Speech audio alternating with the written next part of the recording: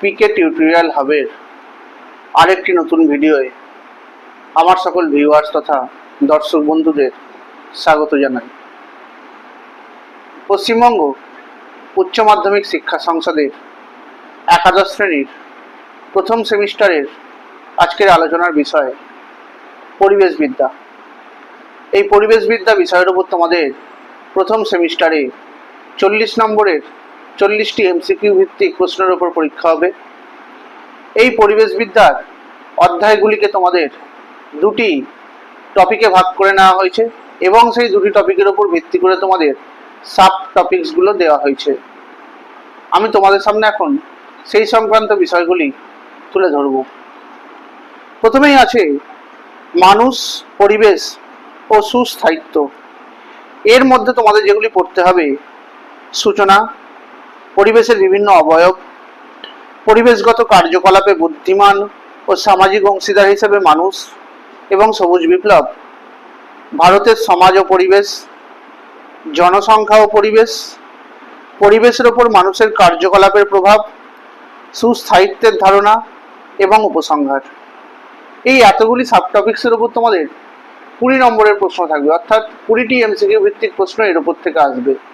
এবং বাকি যে টপিকটি আছে পরিবেশ ও উন্নয়ন, তার উপর যে সাবটপিক্সগুলি আছে সেগুলি হলো সূচনা, উন্নয়নে প্রভাব বিস্তারকারী সামাজিক শর্তসমূহ, পরিবেশের ওপর উন্নয়নের প্রভাব, বিশ্বব্যাপী উন্নয়ন, দৃশ্যকল্প কয়েকটি তথ্য, উন্নয়ন ও পরিবেশের ক্ষেত্রে সমাজের ভূমিকা। এই এতগুলো সাবটপিক্সের ওপরও তোমাদের 20 নম্বরের 20টি এমসিকিউ ভিত্তিক প্রশ্ন প্রথম সেমিস্টার পরীক্ষায় আসবে। এখন আমি তোমাদের সামনে এই মানুষ, পরিবেশ ও সুস্থায়িত্ব এর ওপর ভিত্তি করে যে সূচনা পোর্শনটা আছে, অর্থাৎ সূচনাটা এখন আমি তোমাদের সামনে কিছুটা আলোচনা করব। প্রথমেই যেটা বলতে হবে, এই পরিবেশ, যাকে আমরা ইংরেজিতে বলি এনভায়রনমেন্ট, এই শব্দটির উৎপত্তি হয়েছে এক প্রাচীন ফার্সি শব্দ থেকে, যার অর্থ হলো ঘিরে থাকা বা পরিবেষ্টিত করা বা পারিপার্শ্বিক। এই পরিবেশ শব্দটির প্রবর্তক হলেন থমাস কার্লিল, যিনি এটি প্রবর্তন করেছিলেন 1828 খ্রিস্টাব্দে।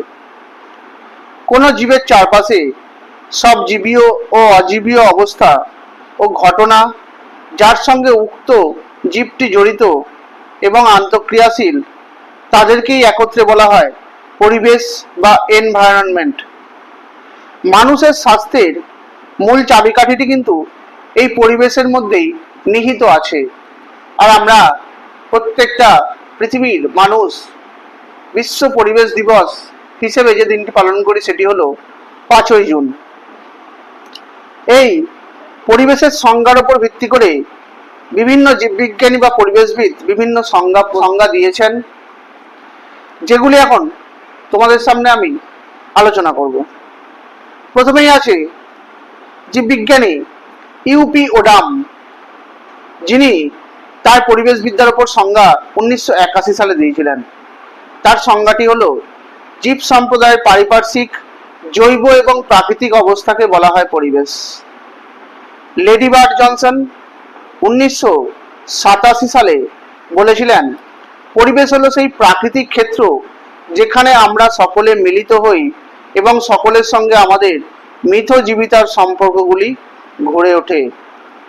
অ্যারেন আর্মস 1994 সালে বলেছিলেন তার বিখ্যাত বই দ্য ফান্ডামেন্টালস অফ এনভায়রনমেন্টাল সায়েন্সে, জীব সম্প্রদায়ের পারিপার্শ্বিক, জৈবিক এবং প্রাকৃতিক অবস্থাই হলো তার পরিবেশ।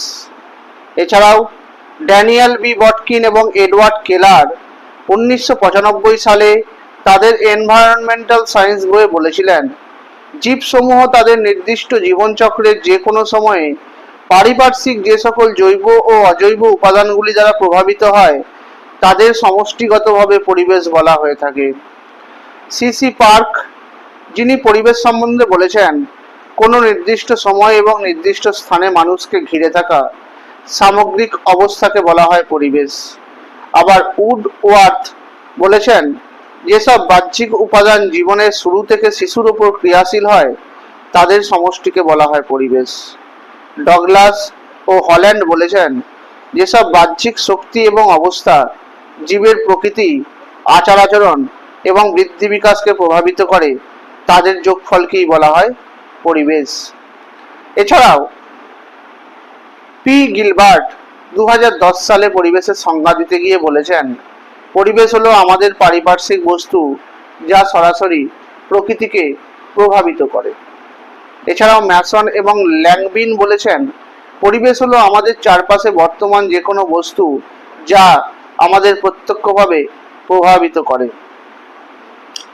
এছাড়াও যে সমস্ত উল্লেখযোগ্য সংস্থা, সভা ও নীতির দ্বারা পরিবেশের সংজ্ঞাগুলি প্রদত্ত হয়েছিল সেগুলি হলো, প্রথমেই বলতে হয় ইপিএ অর্থাৎ এনভায়রনমেন্টাল প্রোটেকশন অ্যাক্ট 1986 অনুসারে বলা হয়, পরিবেশ হলো জলবায়ু, স্থলভাগ, মানুষ, উদ্ভিদ, অণুজীব এবং অন্যান্য সজীব বস্তু ও তাদের মধ্যে বর্তমান আন্তঃসম্পর্ক ও সমস্ত প্রাকৃতিক সম্পদকে একত্রে বলা হয়ে থাকে পরিবেশ।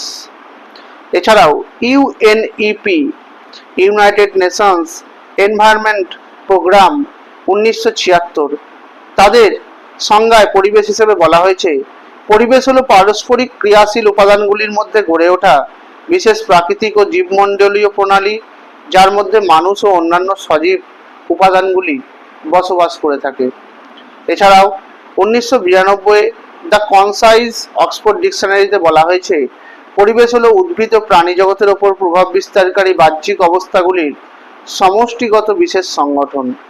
এছাড়াও ওয়ার্ল্ড হেলথ অর্গানাইজেশন তাদের সংজ্ঞায় বলেছে, পরিবেশ হলো সব ধরনের ভৌত, রাসায়নিক এবং জৈবিক শর্ত যা মানুষ এবং অন্যান্য সম্পর্কিত বিষয়ের উপর প্রভাব বিস্তার করে থাকে। এছাড়াও বিএসআই অর্থাৎ বোটানিক্যাল সার্ভে অফ ইন্ডিয়ায় পরিবেশের সংজ্ঞায় বলা হয়েছে, পরিবেশ হলো জড় ও সজীব উপাদানসমূহের সমষ্টি যা জীবের অস্তিত্ব রক্ষা, উন্নয়ন এবং জনন প্রক্রিয়াকে ত্বরান্বিত করে থাকে। এরপর পরিবেশবিদ্যা বা পরিবেশ যে আমরা পাঠ করব বা পড়ব তার নিশ্চয়ই লক্ষ্য এবং উদ্দেশ্য আছে, সেই লক্ষ্য বা উদ্দেশ্যগুলি আমাদের এখন জানতে হবে। এই পরিবেশ পাঠের লক্ষ্যগুলি হলো প্রাকৃতিক উপাদান সম্বন্ধে সকলকে সচেতন করা, জৈব ও অজৈব পরিবেশ সম্পর্কে প্রত্যক্ষ জ্ঞান অর্জন করা, দূষণ নিয়ন্ত্রণে জনসাধারণের মধ্যে চেতনার বিকাশ ঘটানো, প্রাকৃতিক ভারসাম্য ও সম্ভাব্য ক্ষতি সম্পর্কে সচেতনতা গড়ে তোলা, প্রাকৃতিক ও সামাজিক পরিবেশের গুণগত মানকে বজায় রাখা, সঠিক পরিবেশ ব্যবস্থাপনার মাধ্যমে সুস্থায়ী উন্নয়ন ঘটানো, পরিবেশগত কারণে ঘটা বিভিন্ন রোগের উৎস, লক্ষণ ও প্রতিকারের বিষয়ে সম্পূর্ণ জ্ঞান অর্জন করা। আর উদ্দেশ্যে বলা যেতে পারে, পরিবেশ সংক্রান্ত সংরক্ষণ সম্পর্কে জ্ঞান অর্জন করার জন্য পরিবেশ পাঠের প্রয়োজন, দূষণ নিয়ন্ত্রণের উদ্দেশ্যে কর্মসূচি রূপায়ণ করার জন্য পরিবেশ পাঠ করতে হবে, পরিবেশ সংক্রান্ত সমস্যাকে শনাক্তকরণ ও তার সমাধান করার জন্য পরিবেশ পাঠ করতে হবে, নাগরিকদের মধ্যে পরিবেশ সংরক্ষণের মূল্যবোধকে জাগিয়ে তুলতে হবে। এরপরে এই পরিবেশবিদ্যা সংক্রান্ত কয়েকটি আন্তর্জাতিক আলোচনা সভা যেগুলি সংগঠিত হয়েছিল সেগুলো সম্পর্কে এখন আলোচনা করব। প্রথমে যেটা বলা যেতে পারে, 1971 সালে একটা আন্তর্জাতিক আলোচনা সভা বসেছিল সুইজারল্যান্ডের ফোনেক্সে। 1972 সালে বসেছিল সুইডেনের স্টকহোম শহরে। এছাড়াও 1975 সালে ইউনেস্কোর দ্বারা পরিচালিত এই আন্তর্জাতিক আলোচনা সভা যেটা সংগঠিত হয়েছিল যুগোস্লাভিয়ার বেলগ্রেড শহরে। এছাড়াও 1977 সালে ইউনেস্কোর দ্বারা পরিচালিত এই সভা অনুষ্ঠিত হয়েছিল রাশিয়ার জর্জেস শহরে।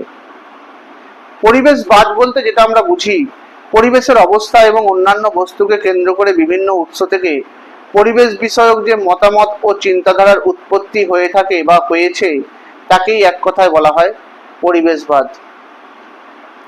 আর পরিবেশবিদ্যা বা পরিবেশ পাঠ কাকে বলে যদি এক কথায় বলা হয়, তাহলে যে বিদ্যা গ্রহণের ফলে মানুষ তার চারপাশের পরিবেশ সম্পর্কে সচেতন হয় এবং অর্জিত জ্ঞান, দক্ষতা, মূল্যবোধ ও অভিজ্ঞতার ভিত্তিতে একক বা দলবদ্ধভাবে বর্তমান ও ভবিষ্যৎ পরিবেশগত সমস্যাগুলির সমাধানের জন্য সচেষ্ট হয়ে থাকে তাকেই বলা হয় পরিবেশবিদ্যা।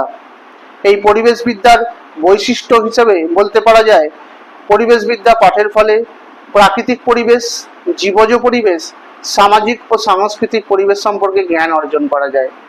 এছাড়াও জীবন ও মূল্যবোধ উন্নয়নের জন্য বিভিন্ন ধরনের দক্ষতা, অনুভূতি এবং জ্ঞান সমন্বিত উৎপাদনমুখী ভূমিকা নিতে সাহায্য করা হয়ে থাকে। বিভিন্ন ধরনের পরিবেশগত সমস্যা সমাধানের ক্ষেত্রে নির্দিষ্ট আচরণবিধিও এই পরিবেশ পাঠ করলে অনুসরণ করা যায়।